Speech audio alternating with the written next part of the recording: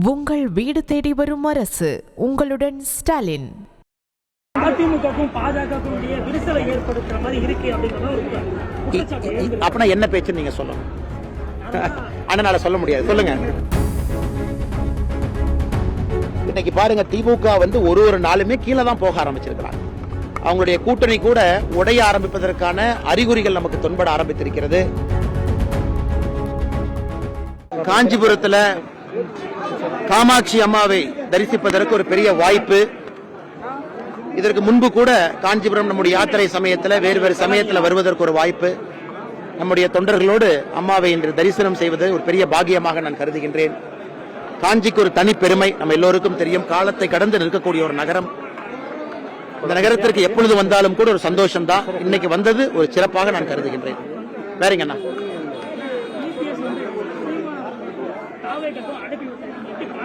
இதை நான் எப்படியும் பார்க்கலீங்கன்னா நம்ம நயினாரன் இருக்காங்க, அண்ணங்கிட்ட பேசுங்க.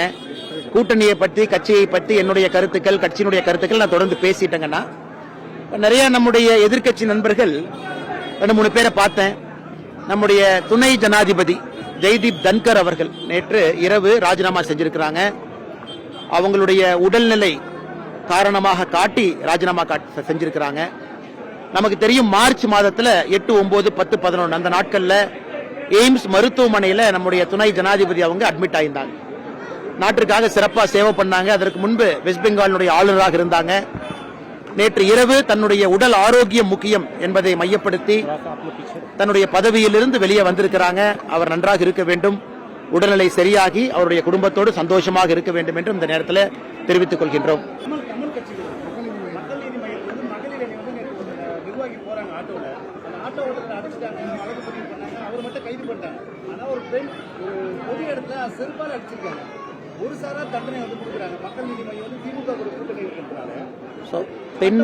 பெண் ஆட்டோ ஓட்டுநர்கிட்ட தவறா பிஹேவ் பண்ணிருக்காங்க. ஆனா ரிசல்ட் அகைன்ஸ்ட் ஆயிடுச்சு. இன்னைக்கு நம்முடைய தலைவர் அவங்க சொல்றாங்க பாருங்க, அதாவது காஞ்சிபுரம் இந்த பகுதியில ஒரு கட்சியை சார்ந்த ஒரு மகளிர் ஆட்டோ ஓட்டுநர்கிட்ட தவறா நடந்துக்கிறாங்க. ஆனா கைது ஆட்டோ ஓட்டுநரின் மீது நடத்தப்பட்டிருக்கிறது. நண்பர்கள், நீங்களும் கேட்கறீங்க. இன்னைக்கு எல்லோருமே சொல்வது, காவல்துறை நடவடிக்கை எடுக்கும் பொழுது ஒருதலை பட்சமா இல்லாம, அது பெண்ணாக இருந்தாலும் ஆணாக இருந்தாலும் தவறாக யார் நடந்திருக்கின்றார்களோ அவர்கள் மீது நடவடிக்கை எடுக்கணும். ஆனா இந்த விஷயத்துல நம்முடைய தலைவர் அவர்கள் சொல்வது என்னன்னா, ஆட்டோ ஓட்டுநரின் மீது தவறு இல்லை. ஆட்டோ ஓட்டுநர் அவங்களை கூட்டிட்டு தான் போனாங்க. அந்த பெண் தான் ஆட்டோ ஓட்டுநர்கிட்ட தவறா நடந்துகிட்டாங்க. அவங்க மக்கள் நீதி மையம் கட்சியில் இருக்கிற ஒரே காரணத்தினால, திமுக கூட்டத்தில் இருக்கிற காரணத்தினால ஆட்டோ ஓட்டுநரை கைது செஞ்சிருக்கிறாங்க. அது எங்களுடைய மாவட்டத்தினுடைய தலைவர், தொண்டர்கள் எல்லோருமே அதை கண்டிச்சு நேத்துல இருந்து பேசிட்டு இருக்காங்கன்னா, இது காவல்துறையும் முறைப்படி நடவடிக்கை எடுக்கணும். காரணம், ஒரு பக்கம் கோபத்தை சம்பாரிச்சுக்குவாங்க. நீங்க ஆட்டோ ஓட்டுநருடைய கோபத்தை எல்லாம் காவல்துறை சம்பாரிச்சுக்குவாங்க. அதுபோல் நடக்காமல் காவல்துறையும் ஜாக்கிரதையாக கவனமாக இருக்க வேண்டும்.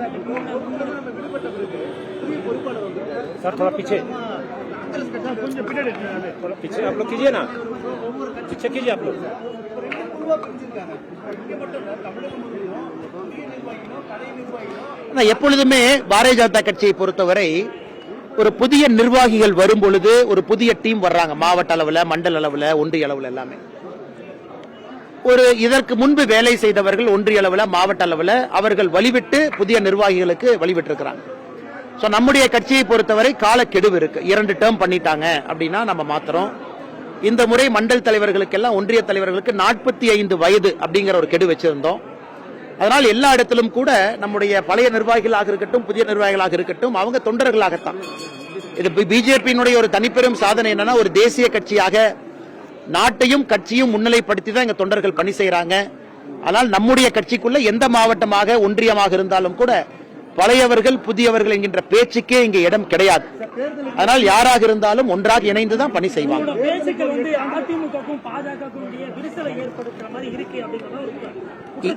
அப்பனா என்ன பேச்சு நீங்க சொல்லணும். அதனால சொல்ல முடியாது. சொல்லுங்க. சொல்லுங்க.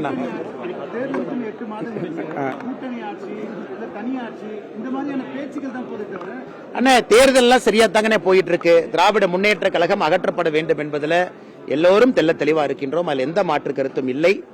இன்னைக்கு பாருங்க, திமுக ஒரு நாளுமே கீழே தான் போக ஆரம்பிச்சிருக்கிறாங்க. அவங்களுடைய கூட்டணி கூட உடைய ஆரம்பிப்பதற்கான அறிகுறிகள் நமக்கு தென்பட ஆரம்பித்திருக்கிறது. ஆனால் நண்பர்கள் பொறுத்திருந்து பாருங்க, 8 மாதம் இருக்கு. திமுக 2026 தேர்தல்ல அவங்களுடைய தேர்தல் வரலாற்றில் ஒரு மோசமான தேர்தலாக திமுகவுக்கு இருக்கும். காரணம் களத்துல தெள்ள தெளிவா தெரியுது. பெண்களுடைய பாதுகாப்பா இருக்கட்டும், தமிழ்நாட்டினுடைய வளர்ச்சியா இருக்கட்டும், எல்லாத்திலையும் கோட்டை விட்டுருக்கிறாங்க. உங்கள் வீடு தேடி வரும் அரசு. உங்களுடன் ஸ்டாலின்.